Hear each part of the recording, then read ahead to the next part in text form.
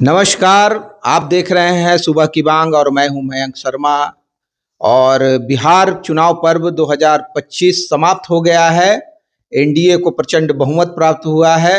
विपक्ष और करोड़ों जनता के अनेकों मुद्दे जैसे पलायन, लचर व्यवस्था, बेरोजगारी, लॉ एंड ऑर्डर, बंद फैक्ट्री, गुजरात महाराष्ट्र में बिहारियों का पीटा जाना, गुजरात में फैक्ट्री, बिहार में नो फैक्ट्री जैसे अनेकों मुद्दे गौन हो गए हैं।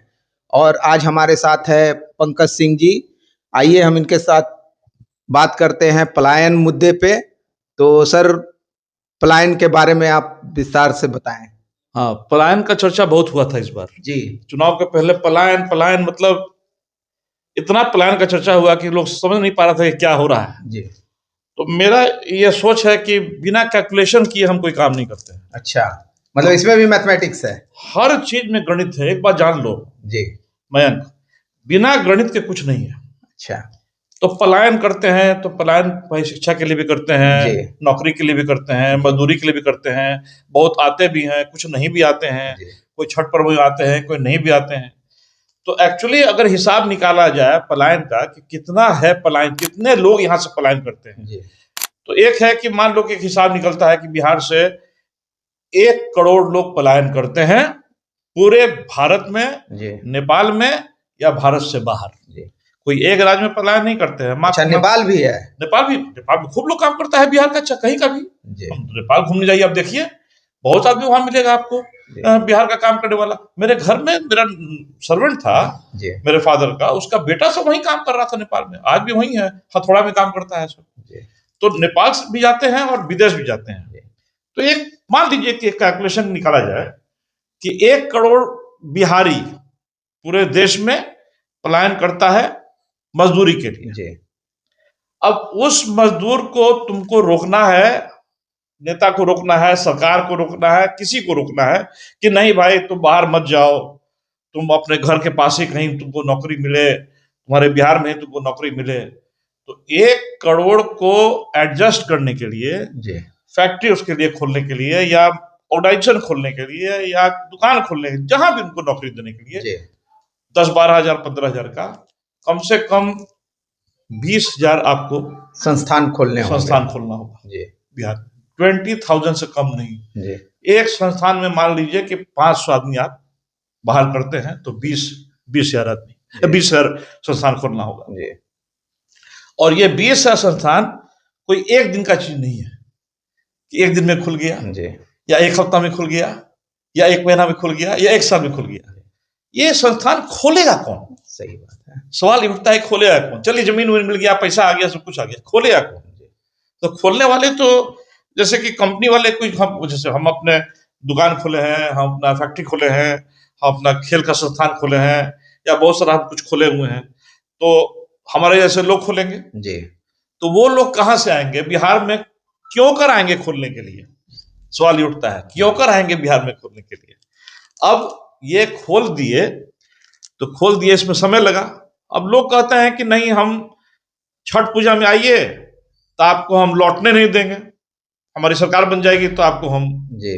एक है हमारे सूत्रधार जी, हमारे बिहार में एक है, ये साहब है, अच्छा, प्रशांत किशोर। हाँ, यही तो इनका कहना था कि मेरी सरकार अगर बन जाएगी तो छठ पूजा में आओगे तो वापस नहीं जाने देंगे, तुम्हारा 12-15 हजार का 10 हजार का नौकरी यही करवा देंगे। नहीं तो ये तो ऐसे भी पॉलिटिकल एनालिटिक है, इनकी अपनी संस्थान है। देखिए अब क्या है ये क्या नहीं है ये खुद जानते हैं, उस पर हम नहीं जाना चाहते हैं। सुनो मैं बढ़िया से, इन्होंने जो प्रचार प्रसार किया, करोड़ों खर्च करके प्रचार प्रसार किया, वो यही कहा कि पलायन को नहीं होना चाहिए, पलायन रुकना चाहिए, बिहार में ही नौकरी हो जानी चाहिए।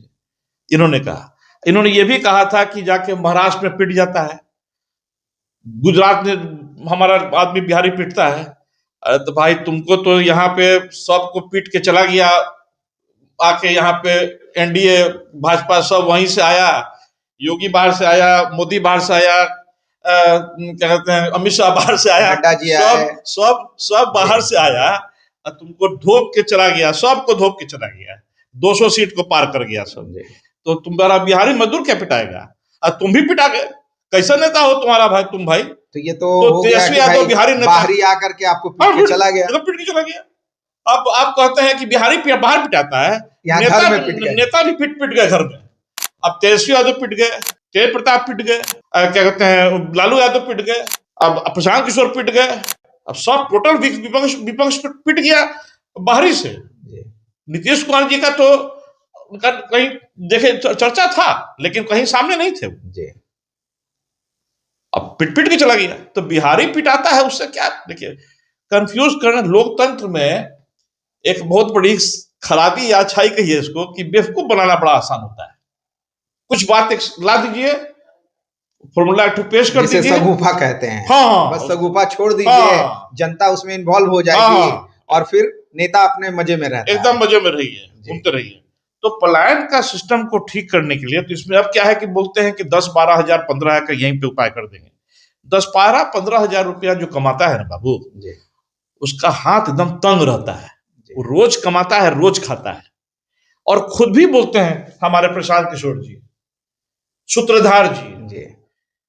अच्छा, इनका नया नामकरण आपने कर दिया, अब सूत्रधार नामे रखा गया है, तो हम क्या करें। सूत्रधार तो सूत्रधार जी का कहना है कि 10-15 हजार रुपया, और देश में बिहार में बदहाली बहुत है, पैर में चप्पल नहीं है, पहनने को कपड़ा नहीं है, 100 रुपया का आमदनी है।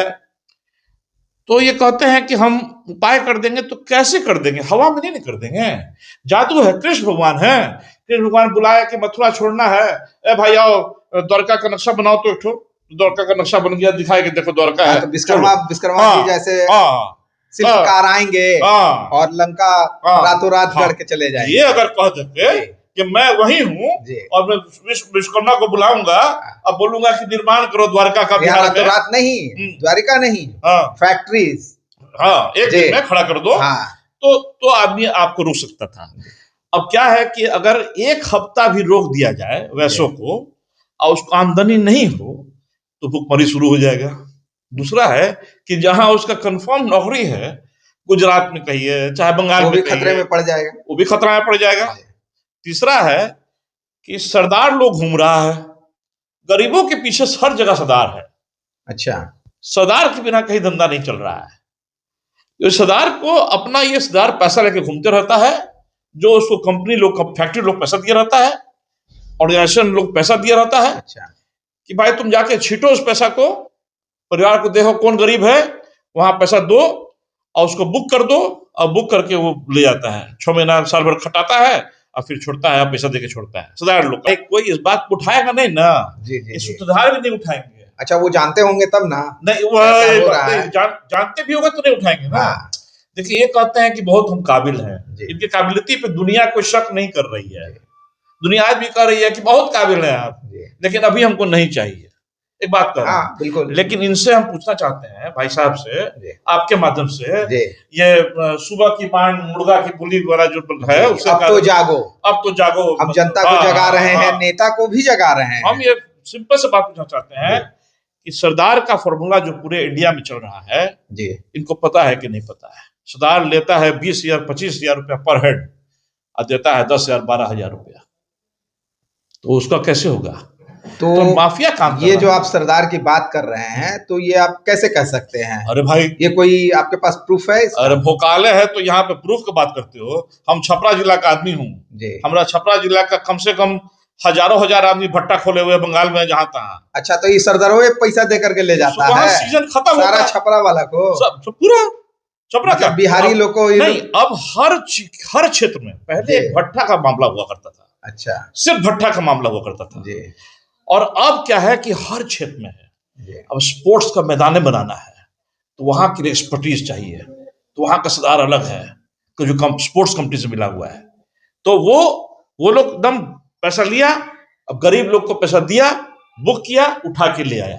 वो बिहार का आदमी जो है, बिहारी जो है, वो बंगाल और गुजरात और महाराष्ट्र ही नहीं जा रहा है, वो बिहार में भी आ रहा है, ऐसा नहीं है। अच्छा, पटना भी आके बनाता है। जी। वो एक बात पे रहेगा सब वहां पे, मतलब वो एज ए टेंडर वो ले लिया, चाहे वो बिहार में कुछ करना हो या कहीं भी, एकदम, लेकिन मजदूर जाएंगे बिहार से, एकदम। तो ये प्लान का ये सिस्टम है, समझे ना, इस कारण से प्लान है। अब आप कहते हैं कि भाई बिहार में गुजरात से हमारे मोदी जी बिहार से एमपी ले जाते हैं, फैक्ट्री वहां खोलते हैं। गलत बात, एकदम गलत बात करते हैं। फैक्ट्री, वो तो गुजरात का जब मुख्यमंत्री था तभी वो फैक्ट्री खोल रहा था।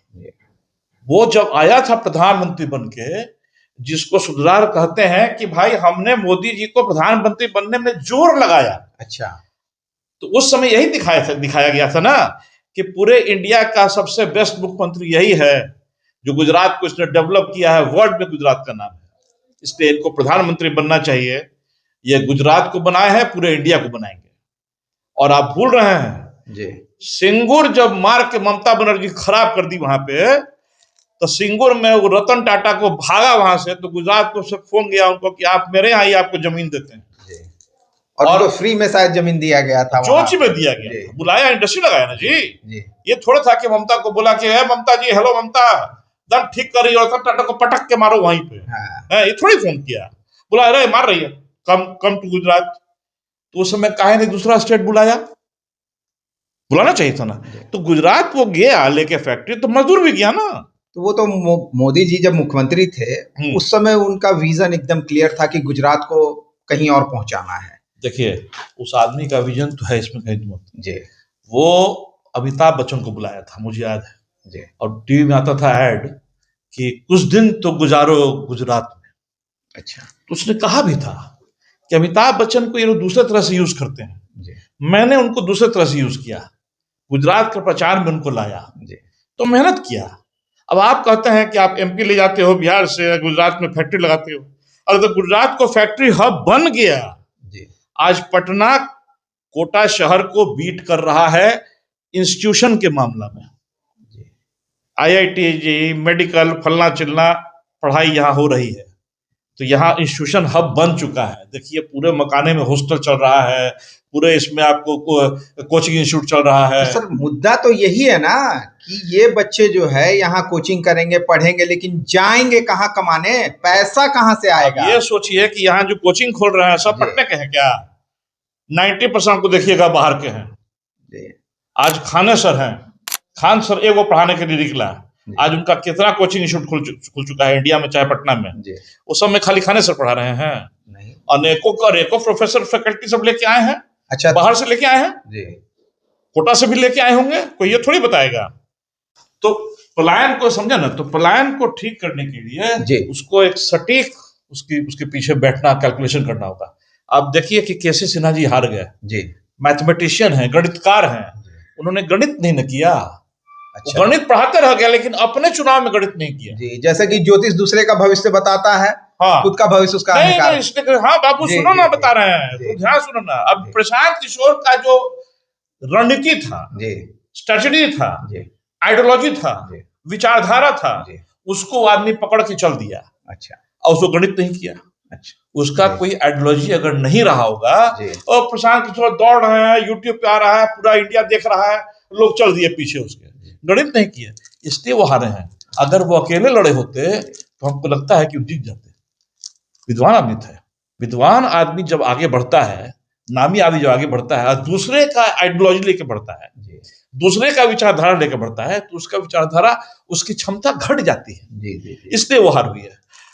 तो ये जो है, ये सब जो बातें आपने की, तो कौन रोकेगा इसे?